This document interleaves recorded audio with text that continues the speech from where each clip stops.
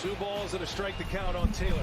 Reyes fires, swing and a drive, deep left field. It's his way back. Walk the ball. Chris Taylor. What's up, everybody? Welcome into DodgerHeads Live, presented by DodgerBlue.com. My name is Jeff Spiegel, joined tonight by Matt Moreno, and the Dodgers travel down to Little Brother's house down in San Diego. They win their 10th straight against the San Diego Padres. They've now won 9 of their last 10. They have the best record in baseball. The Dodgers beat the Padres 6-1, Matt. We're going to get to headlines. We're going to get to player of the game. We're going to get to all that. But before we do, big picture stuff, I mean, kind of a lot going on for the Dodgers tonight. Yeah, we'll get into it, and I'm going to probably echo this throughout the night. It's pretty much, who the Dodgers are and sort of what you come to expect. We saw the walks early. They weren't necessarily pushing them across, but then, all it takes is one swing and suddenly it's a completely different game and it changes the feel and whole momentum. And then obviously we saw what happened after that. But, great performances by everybody around. I know we'll, get into people individually here. I mean, the 10 in a row against the Padres, Joe Davis mentioned that on the broadcast. That sounds unbelievable.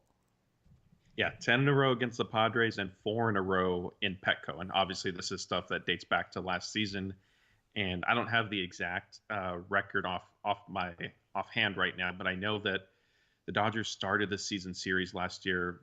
They might have been 5-7 against the Padres or something. They were losing it and they ended up winning it. And they haven't lost a season series to San Diego since 2010, I believe. Wow. And they showed that was another graphic they showed on the broadcast, which is total wins, one team over another in the last 10 years or whatever it is. The Dodgers are number 1 on that list against the Padres. I love that they're number 3 on the list against the Rockies as well. But again, Dodgers win 6-1. We're going to talk Mookie Betts. That I think is the headline of all of this one. But let's get through kind of how this game unfolded. Kind of a snoozer to start. Things a little choppy, lots of short at bats, not a lot of action early on.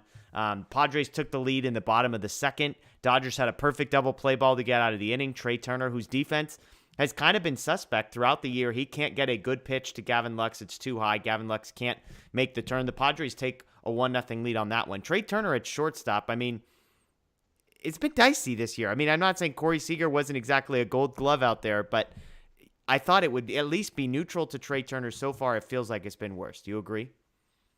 Yeah, he's had a few surprising plays that he hasn't made cleanly that you would have expected him to make, just because obviously, looking at Seager and Trey Turner, just objectively speaking, Trey Turner would graded out better defensively at shortstop. I don't know if maybe some of it is as much as obviously he's a natural shortstop. You still are switching back to the position, if you will, after spending half of last year at second base. So perhaps that's a factor. I mean, also, things tend to happen, and it could just be one of those things where it's happening to him in bunches right now. And then, May will get here and he'll go the rest of the season without any issues and everybody will forget. Yeah. No, it's possible. And I mean, it's so fascinating because he had the play, I think it was in the 9th inning, that they were joking about how cool Trey Turner looks. I mean, he has some plays that he makes look so easy, and yet he has other plays like that one where it's tailor-made double play ball, just pitch to Lux, let him get a sort of a clean transition into a throw. They can't. It ends up costing the Dodgers the run in the second inning there. Well, the Dodgers look like they're going to respond in the top of the third. They put their first 2 runners on, but Trey Turner strikes out. He struggled at the plate a little bit tonight as well. Muncy walks, and then Justin Turner, speaking of tailor-made double plays, he hits into a double play. Justin Turner, a little bit of a slump for him. Dating back to April 14th, he is 4 for his last 24. We've talked briefly about this, but sort of as we go through this, that double play ball, is one of those things where Justin Turner's not beating that throw down the line. I mean, it was to shortstop, second base, all the way to first. Justin Turner's barely in the picture. I know he's getting up there in age. We've kind of danced around this a little bit. 4 for 24. He's not hitting the ball particularly hard. I don't think he had an expected batting average of over 200 on anything he put into play tonight. Any worries for you, or is this just Justin Turner, veteran guy, not getting taking a little bit of time to get up to speed? Yeah, I'm not too concerned right now. I mean, I think, like we've talked about in the past, he definitely had, if you want to trace it back even further, and I know spring training needs to be taken with a grain of salt, whether it's positive or negative. Yeah. It was an uncharacteristic spring for him because he usually definitely tears the cover off the ball in spring training and then will, for the most part, carry that into the regular season. He's sort of been on a little bit of a slow start, if that's what you want to call it. I'm not concerned. It is uncharacteristic. I think, if we get to still a month from now and he's still hitting the same way, then okay, at that point maybe you'll have to, do some digging and figure out what may be the reason. But you look at Mookie Betts up until tonight, he'd kind of been struggling, Max Muncy. So I think honestly it's just the weird offseason, the shortened spring training. And so April pretty much needed to be more or less a wash for some of the players who are struggling. And I'm not just saying this for the Dodgers, just across the league. Yeah, I think the league batting average right now is like in the low 200s or something like that. Keep in mind, Justin Turner was the designated hitter tonight, which that might be an unusual thing. I imagine, as far as from a rhythm perspective, not going out there every inning and sort of having a routine, but just sitting at bat, sitting. I imagine that messes with him a little bit. I mean, obviously he had a little bit of experience back in the short in 2020, but that could be a factor as well. So the Dodgers don't get anything in the third inning. The fifth inning, though, is where the game starts to shift. Mookie Betts, who has struggled, we know what his struggles have been this season. We know what his struggles have been in spring training as well. He gets absolutely everything out of a baseball that was thrown to him into the upper deck, 420 feet, well over 100 miles an hour on the exit velocity, and all of a sudden it's tied. Two batters later, Max Muncy, another guy who has struggled mightily to start the season, he has a moonshot, 41-degree launch angle, way up into the air, gets about 3 feet over the fence. The Dodgers take a 3-1 lead there, and we're going to get more into Mookie Betts because he pops up a little bit later in this one as well. But, I mean, if you could pick two guys on the Dodgers to kind of start to get going, Mookie Betts and Max Muncy, 2 home runs in the same inning is pretty much best-case scenario for the Dodgers. Yeah, definitely. Both guys, like you said, had been struggling this season. With Muncy, it was sort of a little bit to be expected, I think, just because there's a little bit of uncertainty with his coming off. He does have the torn UCL in his left elbow. And they were kind of cautious. His offseason basically was non-existent. He just had to sort of recover and rehab. Didn't really get to swing a bat until spring training. So I think we're seeing some of that bleed into the regular season. But yeah, I was worried that he got a little too much air on that and that Will Myers was going to basically end up catching it right at the wall. Fortunately, it carried just enough. And, with Mookie, we had kind of seen him start to square up some balls in the final game of the Braves series. And so, this is a little bit of an extension of that. And I think could, kind of propel him onto getting back on track, which, the Dodgers, they have 10 wins. Like you said, best record in baseball. Technically not the most wins because the Mets just did win in extra innings against the Diamondbacks. They have one more loss, though, so it kind of evens out. But yeah, I mean, if you look at what the Dodgers have done so far this season, with Justin Turner off to a slow start, Max Muncy, Mookie Betts not hitting at their full levels, it's impressive. Yeah, absolutely. And I was trying to watch the Muncy one to see if I couldn't tell if he was frustrated because he thought he popped it up or if he actually thought he got all of it, because his reaction was he definitely wasn't running hard down the first base line. It was either frustration of like, I can't believe how far under I got. Again, 41-degree launch angle is pretty ridiculous. Or if he felt like he got all of it and was maybe playing it a little too cool for how close that was. But the Dodgers jump out to a 2-1 lead. Julio Urias gets through 5 innings for the Dodgers, gets out of trouble a little bit there in the 5th. But the 6th inning's interesting because Daniel Hudson comes in the 6th, which was a reminder that Blake Trinan goes on the injured list today earlier in the day. That would have been the spot, you think, the middle of the lineup, 6th inning, where Blake Trinan would have come in to sort of extend the Dodgers, sort of give them more time to build on their lead. Instead, it's Daniel Hudson. He continues to be impressive. The 7th inning, the Dodgers come back. Mookie walks. Freddie singles to lead off the inning. Infield single for Trey Turner. 2-run single for Max Muncy. A Justin Turner sacrifice fly. All of a sudden, it's 5-1. And now we got the home runs earlier. This was the quintessential Dodgers inning, right? Hit, walk, hit, sacrifice fly. All of a sudden, this game's busted wide open. Yeah, it was definitely. I mean, again, like this is pretty much the full potential of the Dodgers lineup, right? Like if they're not gonna get you with their walks and singles, then like I said earlier, one swing of the bat changes the complexion of the game completely. And early in the season, we hadn't seen that power yet from them really. Like the home runs were sort of few and far between. A lot of the big innings that they were putting together were on the walks and the singles and stuff like that, which Dave Roberts had said, he would much rather prefer because that's a little bit more sustainable than always having to rely on the home run ball, which the Dodgers over recent years, that has kind of been, a criticism of them, more so if you think you need to go now like 3 or 4 years back. But it's kind of been, the cloud hanging over the head is, hey, like, yes, it's great. You guys hit a ton of home runs, but are you too reliant on them? But, this lineup, it's full of professional hitters who will take the walk, who will take their single, and then you have, like we said, Mookie Betts, who can come up and just completely get into one. Freddie Freeman hasn't really gotten his full power swing going, so I don't want to sound like a broken record, but this is what the lineup can do on any given night. Yeah, absolutely. And let the record show, Matt, it's about the 10-minute mark here when we get is San Diego a rival of the Dodgers going in the chat. That conversation's starting to go. You'll not be surprised to know the answer is no, according to the person who's commenting there. Let's see. Justin says, my rivals are San Francisco, St. Louis, and Atlanta, maybe Boston too. San Diego are losers who win nothing, not my rivals. I love that. The Red Sox apparently are a bigger rival than the interdivision Padres. There you go. But then the last run here, Mookie Betts tacks on a run in the ninth inning. The Dodgers end up winning 6-1. Again, we're going to get to Mookie Betts, but let's talk about one guy we haven't touched on yet. Julio Urias, 5 innings, 2 hits, 3 walks. 1 earned run, 6 strikeouts, 75 pitches. Not a ton of strikes. I mean, just 47 for strikes. Definitely didn't seem like he had his best stuff, but the velocity seems like it's incrementally ticking up. I know he had one fastball that we touched 94.1 miles an hour or something like that, but at the end of the day, 5 base runners in 5 innings, just 1 earned run, 75 pitches, as I said.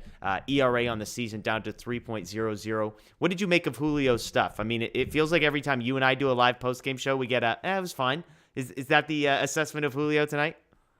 No, I'll give him a little bit more credit. I think what's interesting is at first glance, you sort of feel like, oh, okay, like it was good enough. It was decent. Yeah. But I think the important factors, like you said, his fastball, he got it up to 94 miles an hour a few times tonight, which he hadn't been reaching in his prior start. So that's definitely encouraging because his velocity has obviously been a huge talking point, and he has sort of downplayed it and said, look, like my velocity could be what it is, but if I don't have command, then it doesn't necessarily matter, which there is some merit to that.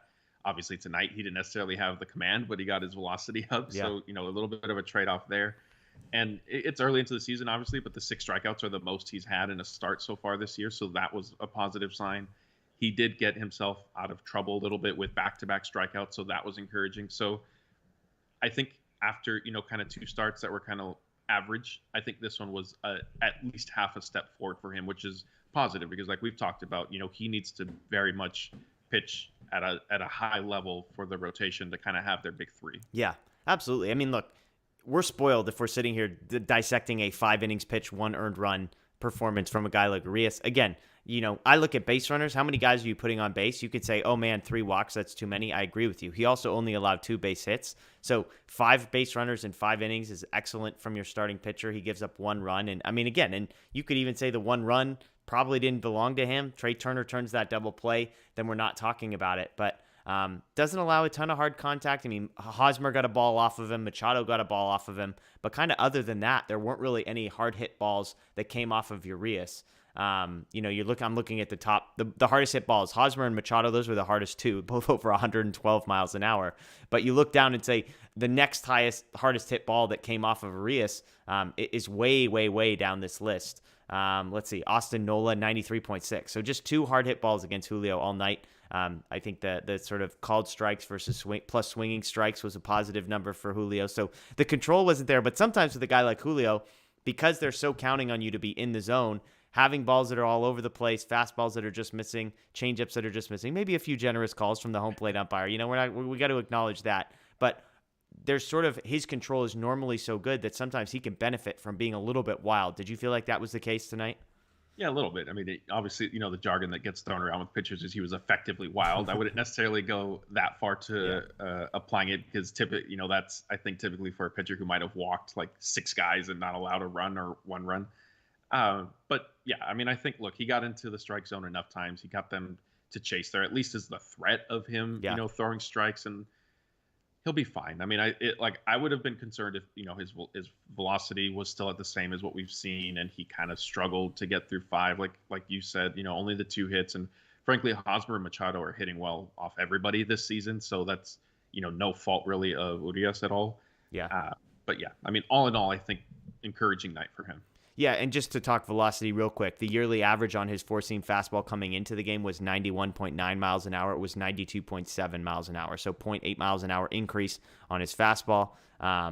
This says the max was 93.9 that his fastball touched. I thought I saw 94.1, but regardless, increase in velocity there. Just looking through the chat, it seems like Dodger fans are impressed. Jason says Julio seems to be dialing the corners and finding his spots. Ederico says, I'm confident with Urias. He'll get his stride as the season goes along. Laura says 3.00 ERA, nice considering his first start, which is absolutely, I think, a fair point there. So Julio goes the 5 innings, and then comes the bullpen. We mentioned, sort of some news that came out today. Not surprising if you've been following this, but that Blake Trinan placed on the injured list. He'd been unavailable out of the bullpen the past few days, so now he goes on the injured list retroactively. Daniel Hudson comes in, a perfect inning for him. He remains 0.00 in the ERA column this year. Evan Phillips comes in. He's retired 16 batters in a row at this point. He was perfect. Phil Bickford comes in, 2/3 of an inning for him. He does allow a hit, but man, that hit was bad luck.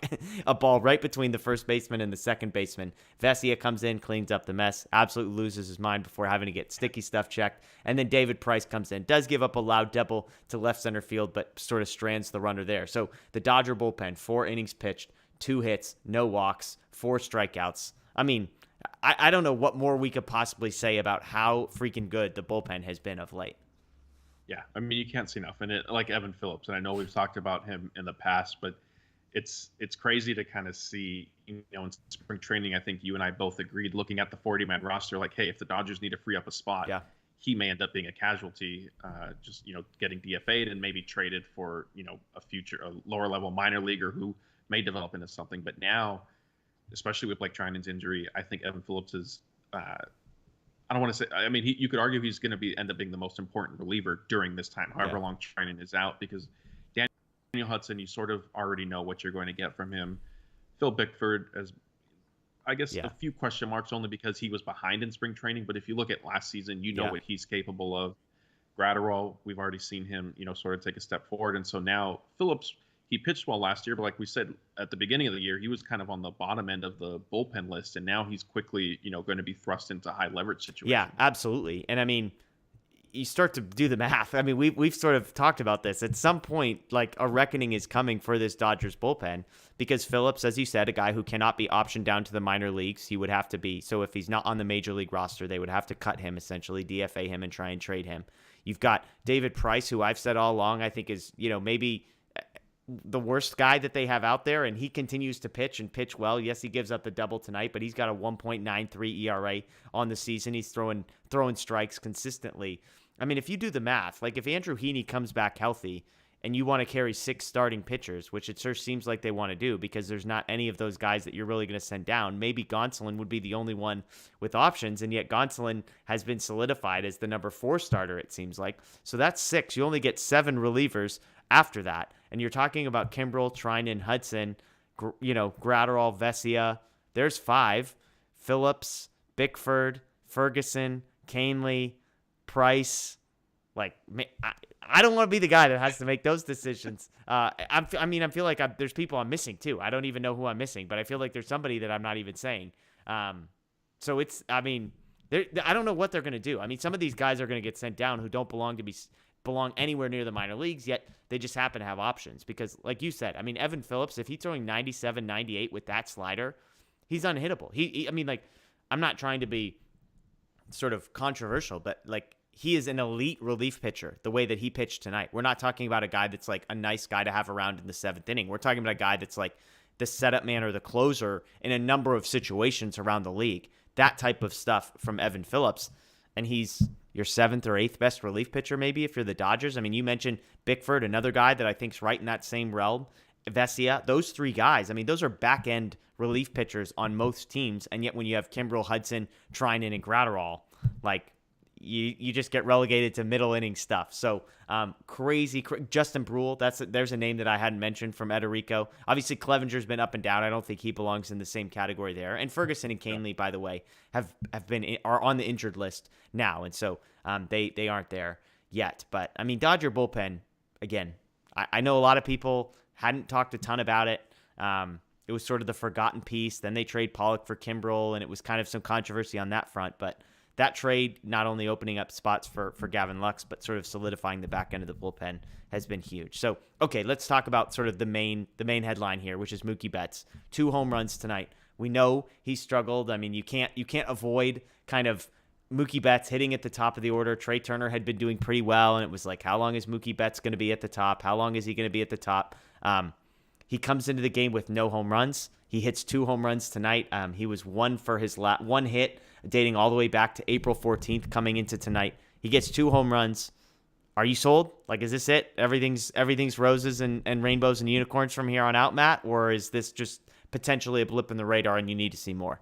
I mean, I think it'll end up being somewhere in the middle. I'm not convinced he's going to start turning out, 3-hit games on a nightly basis just yet, but it wouldn't shock me if he puts together like a 1-for-3 with a walk tomorrow night and then, maybe a 2-hit game on Sunday, something like that. I think, the simplest way to put it is his trajectory, and he's definitely trending up. And I think what was also encouraging for me is when he got onto first base, I forgot if it was with a single or a walk, but then he stole second. Yep. And that's important. And I mean, we can expand this into the Dodgers just as a team are running on the bases, which is nice because that's always been kind of a weakness for them. But Mookie in particular, if we've talked about him in the leadoff spot, should it be him or Trey, like you just said? And if it's going to be him, he needs to still bring kind of the speed element and that threat of a stolen base. And so it was good to see him get involved. I'm pretty sure it was his first stolen base of the season as well. But yeah, I think it'll be kind of a steady climb with him. I'm not expecting, big performance again tomorrow night. And he certainly has the talent. I'm not doubting him. I just don't think that baseball tends to sort of work that way. Yeah, absolutely. Second stolen base of the season. He did have one a week ago, but admittedly a random stolen base in an April 15th game against the Reds. We're not gonna hold that against you, Matt, for not remembering that one. But yeah, I mean, you look at the StatCast. The first home run that he hits 104.8 miles an hour off the bat. The second one, 100.7 miles an hour off the bat. I mean, if we were to go and look at balls that he has hit this year, for all we know, those might be 2 of the hardest hit balls that he's hit all season.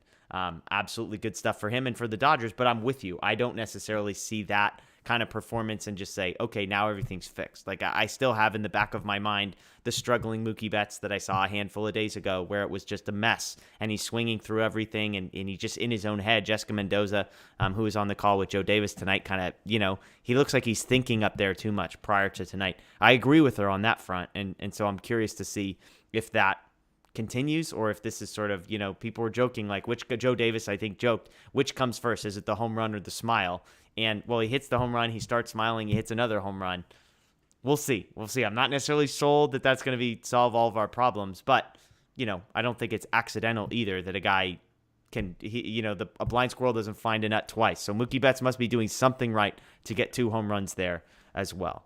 A couple other notes on here. I thought this was interesting, just looking at the top 4 guys in the lineup for the Dodgers tonight. They came up to the plate 20 times. They reached base 12 times. So they were 7 for 15 with 5 walks, 3 home runs, 6 runs, 5 RBIs. You look down, 6 runs, you're like, wow, great offensive performance for the Dodgers. The reality is, if you look kind of down the box score a little bit, it wasn't necessarily the most impressive performance top to bottom. The back half of that lineup was actually pretty weak for the Dodgers. Justin Turner 0 for 3, Will Smith 0 for 3, Bellinger 0 for 4, Taylor 1 for 3, and Lux 0 for 4. So the front half is, what did I say, 7 for 15, and the back half was 1 for 17. But hey, you stack those guys together, four in a row, and the Dodgers win 6-1. Anything else from this game before we get into sort of headlines and that kind of a thing, questions from folks that are joining us? We'll do those in a sec, by the way. So if you've got questions, reactions, thoughts on the game tonight, throw those in the chat. We'll start reading some of those off here in just a moment. But anything else? We talked about the bullpen. We talked about Julio. We talked about Mookie. Anything else that jumped out to you from tonight? Not too much. I think one thing they brought up on the broadcast that I didn't realize was Gavin Lux is in a little bit of a slump. And obviously... for his last 12.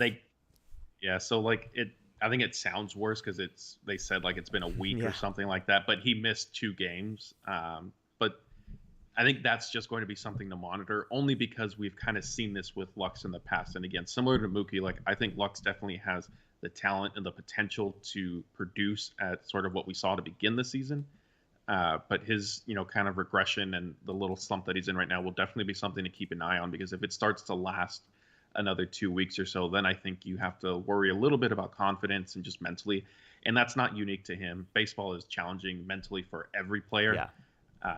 But I hadn't realized that, and so it's just kind of interesting because he got off to such a good start that's his little skid is sort of flying under the radar right now. Yeah, I mean, I'm looking at exit velocity stuff. That tends to help. I mean, he hit a ball 95 miles an hour in the 8th inning. Expected batting average of 490. Some of the expected batting average stuff is kind of funny because he had a line out at 81.5 miles an hour that had an expected batting average of 970. That one did not go for it, but I think it was like a soft liner, basically. That was the one where Ha-Seong Kim made a great catch, I believe. And so you look at it like, yeah, I guess if you typically hit the ball softly right in that spot, like typically it's over the head or through the hole or whatever. But yeah, something to monitor. 0 for his last 12. Again, I prefer to just say 0 for his last 12 rather than hasn't gotten a hit in a week because, as you said, he's missed some games with the back. But, I mean, good for him to be back in the lineup tonight. I think that was huge. One thing in here in the chat, by the way, we mentioned Treinen to the injured list. Matt, can you fill us in on anything? Like, what are we talking about with Treinen and any sense of, is this like going to be a minimum stay on the injured list or could it be more?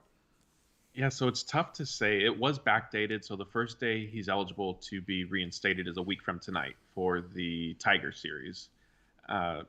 Earlier this week, Dave Roberts kept saying that he played catch, and they were definitely going to stay away from him during the Braves series, but the expectation was he would be back by the weekend to face the Padres.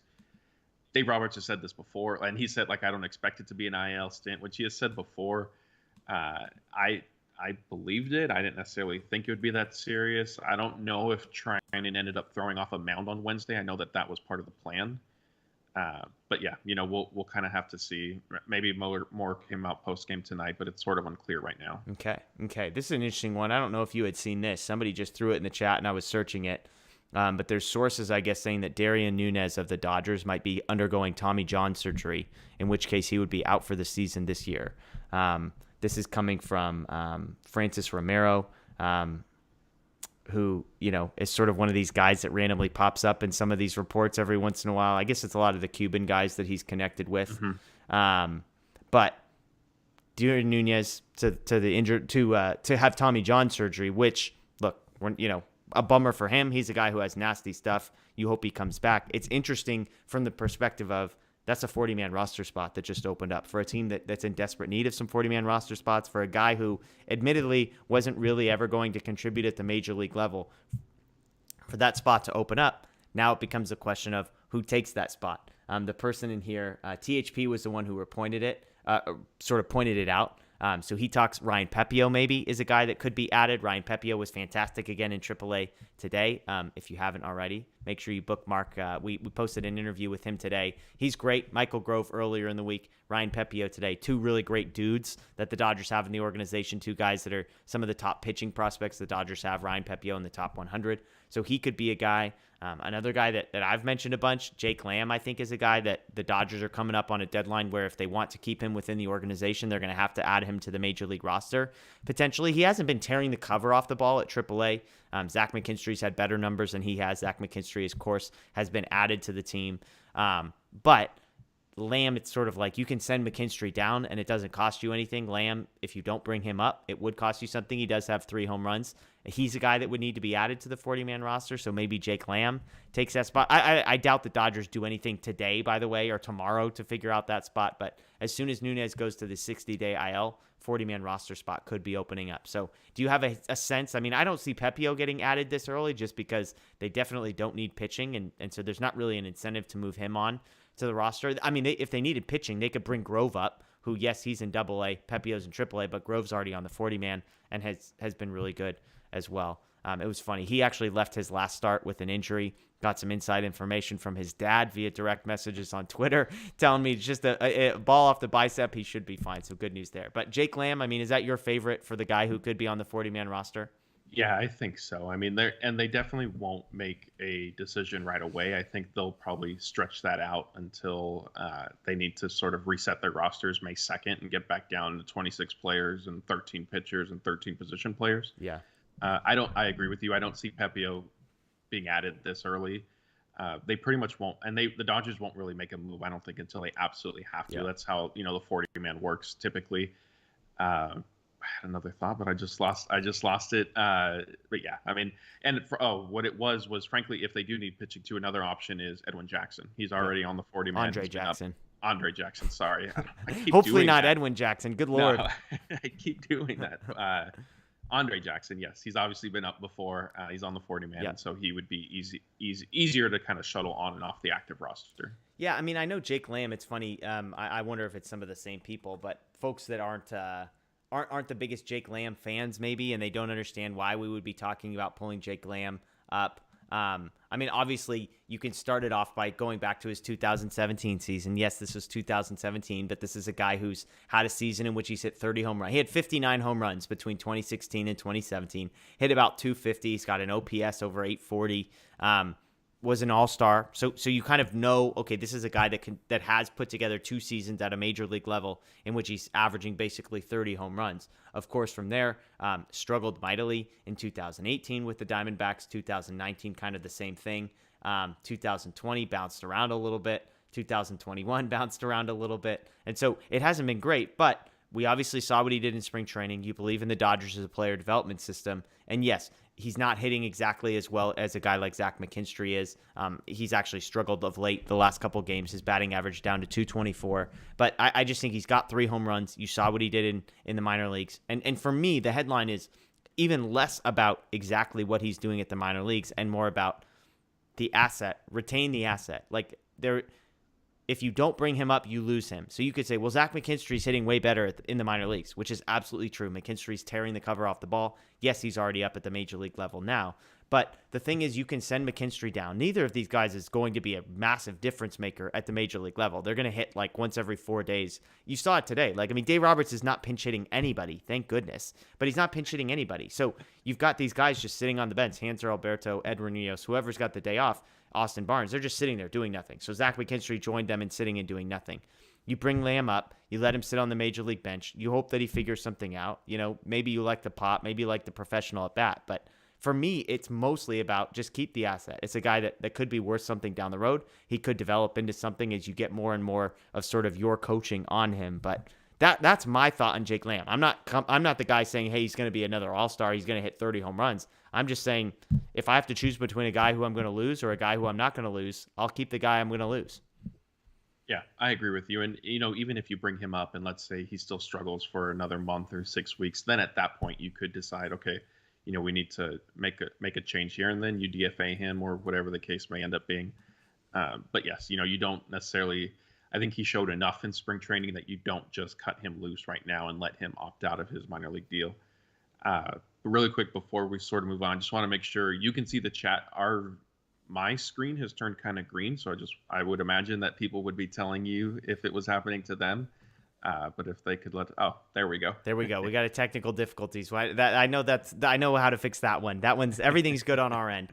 Some people are asking, by the way, about Kevin Pillar, who's another guy who I imagine from a contract perspective is in a similar spot as Jake Lamb. And you look at his numbers, and I mean, I think it's a valid question. Pillar also has 3 home runs, has 12 RBIs. He's got an OPS of almost 1.2, 1.171.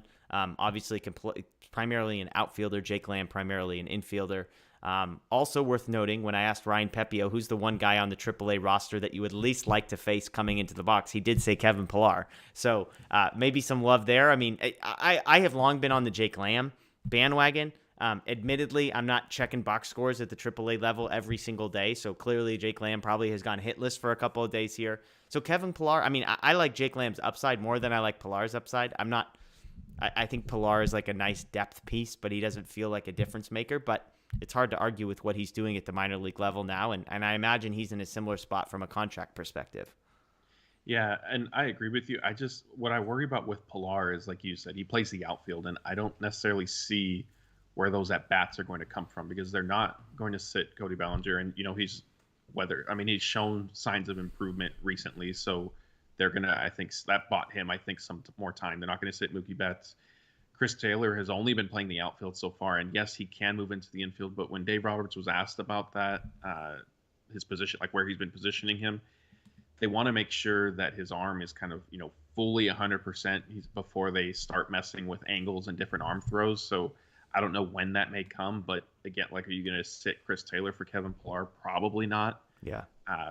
But who knows? I mean, in 2 weeks from now, 3 weeks from now, things could change, and Chris Taylor maybe could be ready to play more infield, and then you do end up potentially picking Pillar instead of Jake Lamb. But, you know, I don't think either way, it's going to be a huge impact decision, like you said.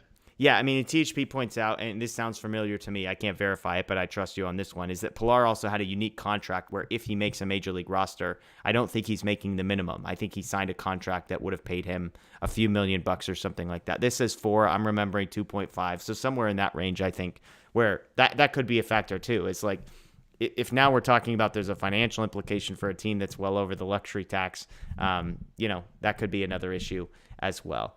Let's get to some headlines. Fun game we do on nights like tonight. What's your headline for a night like tonight? You could be boring like me. Mookie homers twice. Dodgers beat the Padres 6-1. But if you've got a fun headline, maybe some puns involved, something like that you want to throw in the chat, folks, you can throw something out there. Obviously, you got Julio as a starting pitcher. You could talk about the bullpen. You could talk about the Padres. You could talk about Manny Machado whining. One of my favorite moments, I just want to side note while people are throwing these in the chat, was, look, Machado got absolutely hosed on that last strikeout. Okay, I'm not going to be a homer here and say like, oh no, looked good to me. But it was hilarious that he screams and curses after the second one, which he had every right to do. The umpire was terrible on both directions, but that was a bad call. I just love that the next pitch he watches a ball that's well above the bottom of the strike zone, right down the middle of the plate, and the look on the umpire's face to me was absolute pure gold, because it's like he was just waiting for Machado to say something. And then Machado said something, and he's like, "Why are you looking at me? That pitch is right down the middle, right." And you could see it on his face, just a smile where he's like, right down the middle. He's like, "You could complain about the last one. You just watch strike 3 go right down the middle." So that one was a pretty funny one for me. Let's see. Yeah, lost at 7-7-7. Dodgers beat Padres. In other news, water is wet. I mean, there you go. 10 straight against the Padres, a pretty good one. Matt, you got anything? I mean, nothing too crazy. I would probably just go with Dodgers lineup, flexes power type thing. Okay. It was an unfortunate situation, but there was a Padres fan who threw a can of beer at Cody Bellinger, which it's completely unwarranted. And had a Dodger fan done the same thing, I would be sitting here saying totally the exact same thing. Like, there's no room for any of that. It doesn't matter who you're playing and who's doing it. So that was unfortunate. Ederico just goes, Mookie is back. That should be the headline for tonight. Dodgers prove again why San Diego isn't their rival. That's from Justin as well. So a lot of people on that front, like in the anti-San Diego stuff. A lot of Machado love going on here. I like this one from Jason. Padres lose April World Series again. We talked last year about how that was like the biggest thing. The Padres took 2 out of 3 from the Dodgers, I believe, in this basically exact series. It was hyped up. It was on ESPN, and everybody was freaking out. And they lose the April World Series. That's a good one. Yeah. Anyways, people like that one. Jason gets the winner for tonight. You get a virtual high five, Jason. Let's talk player of the game. I think the obvious one here, it's just staring us right in the face, of Mookie Betts. I mean, I guess maybe the better question, Matt, is there a second guy that you think deserves some love tonight? Max Muncy, 3 RBIs for the Dodgers tonight. Yeah, I think it would be a tie between Muncy and Freddie Freeman. Muncy, we obviously know what he did, the home run, the 2-run single. But with Freeman, he has reached base now at least 3 times in like 6 of 13 games this season. And it was very quiet, kind of under the radar performance for him. But, I think only good things will keep happening if he continues to get on base. Like, eventually, I think Trey Turner will start, making harder contact. I feel like a lot of his hits right now are the infield singles. Yeah. That I think will eventually change. Like we talked about Justin Turner, I think he'll start hitting, and Max Muncy as well. I mean, he had the home run and the base hit tonight, but he hasn't necessarily been swinging the bat like we expect him to. So if Freeman keeps getting on base from the 2-hole, then that'll just further add to some of the production that we've already seen from the lineup. Yeah, and the Freddie Freeman piece, I mean, it's almost like, let's see, he's hitting 346 on the season, on base of 417, a slug of 519. I mean, what's amazing is that's just par for the course for me with Freddie Freeman. Like, this is exactly what I signed up for. It's not one of these like Manny Ramirez type stretches where he's hitting 500 and you're like, holy crap, are you watching this? Like, it's must-see TV every time he's up. This is what Freddie Freeman does. 2 for 4 with a walk. This is just par for the course for the guy. This is why you go out and get him. And it's so funny to see him in the 2-hole, wearing the number 5 jersey, batting from the left-handed side, because as much as I love Corey Seager, there's things Corey Seager could do that Freddie Freeman they bring very different things. But there's something just beautiful about Freddie Freeman, the consistency of at bat that you're going to get from that spot, the commitment to just like being able to put the ball in play, to make solid contact, to be consistent. I mean, it's just like, what you're getting every at bat. There's no first pitch, just ambushing everything. There's no stretches of time where it just feels like everything's missing. It's just consistency. And I'm with you. I've loved that about Freddie Freeman. He got a little fortunate with that first hit, a drop by Will Myers. We appreciate that out in the outfield. But Max Muncy getting a lot of love in the chat. Sermon King says Max Muncy, Aronetic, Max, Dalton, Muncy, Craig, Muncy, Aronetic, Max. We needed that performance. Again, this is Mookie Betts is the clear runaway winner for this one. Let's see. Yeah, Craig asking, has Urias turned it around? I think Julio deserves some credit too, because look, I mean, the Dodgers offense was slow moving in getting to everything. And so Julio keeping them in the game. And again, 5 innings, 1 earned run. As we've said, the 1 earned run, earned. I mean, it would have been a tough double play. It would have been a tight double play, but the ball comes off the bat and you're thinking double play, get out of the inning. Trey Turner can't make the move there as well. Okay, let's get to some questions here. Craig asks, has Julio turned it around? I think this is the big question. We talked a little velocity. As you said, if you missed it earlier, his average fastball velocity was up 0.8 miles an hour, which is pretty significant. I mean, almost a full mile an hour up over the season average. 5 base runners in 5 innings, 1 earned run. We talked about that. 6 strikeouts. Basically what happened is Julio's first start of the season was rough. The velocity was down. The command was down. The results were not good. Again, that was another one, by the way, where a little bit of bad luck. Trey Turner not doing Julio any favors in that one either. Julio comes back out the next inning and lets everybody get a hit.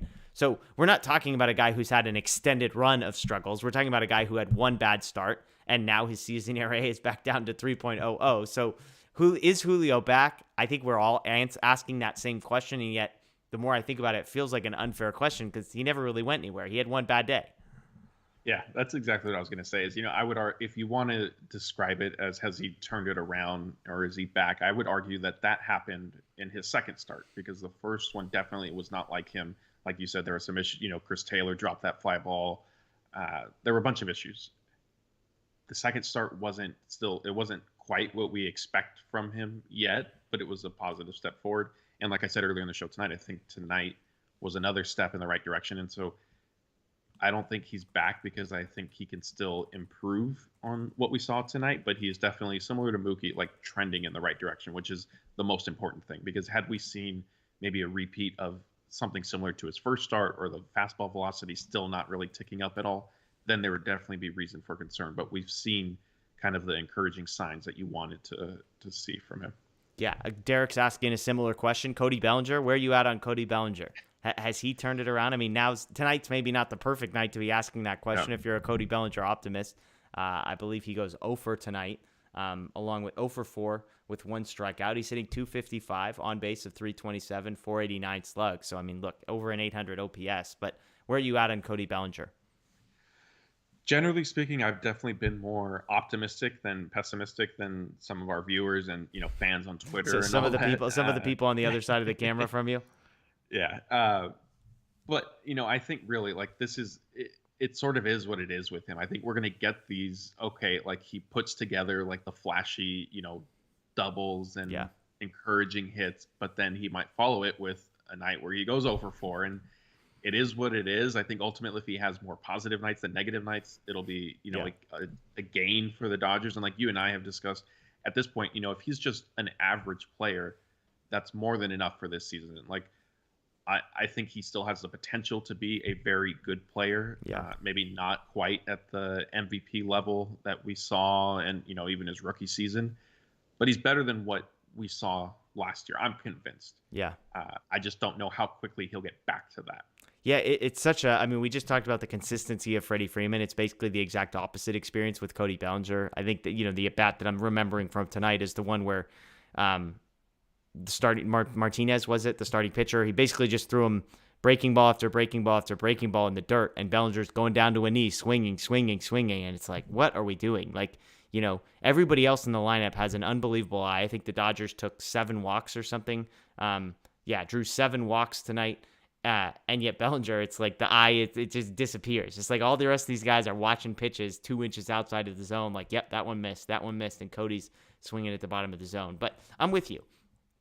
Everybody knows I came into the season very pessimistic about Bellinger. We had been given no reason. We had a large enough sample size through last year, the year before, spring training, that this was kind of, I'm not going to say who he was forever going to be, but we had far more reason to be pessimistic than optimistic.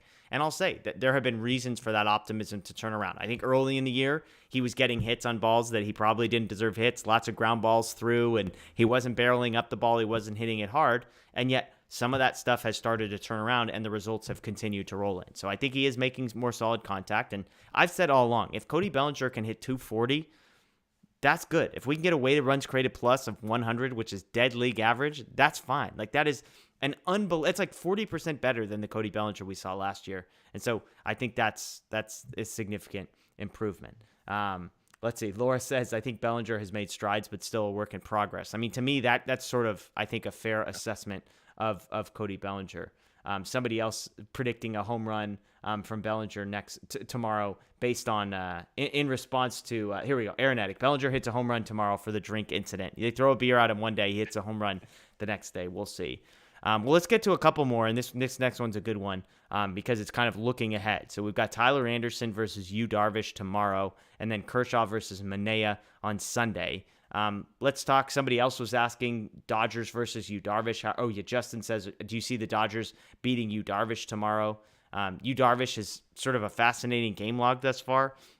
Has had unbelievable starts where I think his first start he had like a no-hitter through 6, and then he got absolutely shelled in his second start and then was fantastic in his third start. Just looking up some history between the Dodgers and Yu Darvish. Mookie Betts has a home run off him. Freddie Freeman has a home run off him. Trey Turner and Austin Barnes all have home runs off of Yu Darvish. The flip side is Mookie Betts is hitting 176. Justin Turner is 1 for 14. Max Muncy is 2 for 13. And Austin Barnes 1 for 7. But so I mean, like, some of these guys, yes, there have been some success as far as home run go, but Mookie Betts, Justin Turner, Max Muncy, a combined 6 for 44 against Yu Darvish in their career. So Tyler Anderson on the other side, taking the spot of Andrew Heaney in the rotation. He's been solid in 2 relief appearances. He's basically been a league average starter in his career. Tomorrow's the one that I think you would be the most worried about if you're a Dodger fan. Yeah, I agree with that. I think what's interesting with Darvish is I feel like the Dodgers have a read on him for the most part. They just haven't really been able to consistently put it together. The lineup has shown that they're pretty disciplined, obviously, throughout and for multiple seasons. And so when Darvish tries to sort of nibble at the corners, they typically will be disciplined and end up driving up his pitch count. Yeah, it's just sort of, they never really come up with kind of the big hit or the big 2 hits to really knock him out of the game.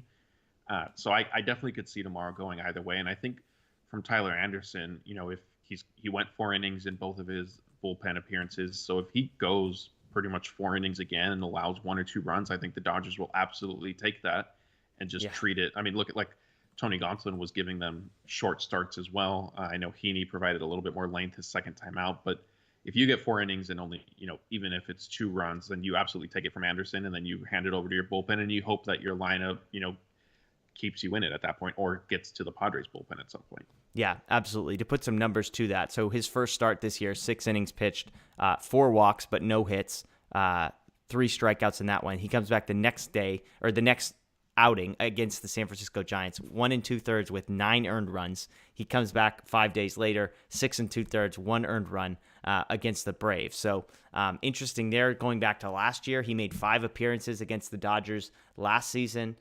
Early in the year, 7 innings, 1 earned run, 7 innings, 1 earned run, 9 strikeouts in each of those starts. That was April 17th and April 23rd. He comes back after that, 6 innings, 1 earned run, 11 strikeouts. So absolutely dominant there. 6 innings, 4 earned runs, so they get to him there, and then 4 innings, 2 earned runs the last 2. But, I mean, you look at those first 3, we're talking about a guy who in 20 innings pitched allowed 6 hits and had 28 strikeouts against the Dodgers. So we'll see. I mean, we just went through the numbers. Justin Turner doesn't do well against him. Max Muncy doesn't do well against him. Mookie Betts has not historically done well against him. But maybe we've got some every other type of action there, and maybe we get a little bit closer to the 9 earned runs. You mentioned Tyler Anderson. I think he'll be fine. I mean, I would predict something like 5 innings, 3 earned runs from Tyler Anderson, like that. That's just, which will be fine. I think the bullpen will be good enough, and it will just be a question of, can the offense score 5 runs? If the offense can score 5 runs tomorrow, I think they'll be in good shape. The next day, then we've got Kershaw versus Manaea. That one will be fun. 2 of the guys that have been some of the best pitchers in all of baseball thus far this season. Any read on kind of how you feel about Sunday's game? That one's going to be exciting, and I'll actually be covering that one down in San Diego. Kershaw's 7 strikeouts from taking over the Dodgers franchise record, so there's a little bit of history on the line potentially for him. So that'll be interesting to watch. I think he's had big strikeout performances against the Padres in the past. He obviously just had a pretty strong performance his last time out, so I could see him, sort of doing that.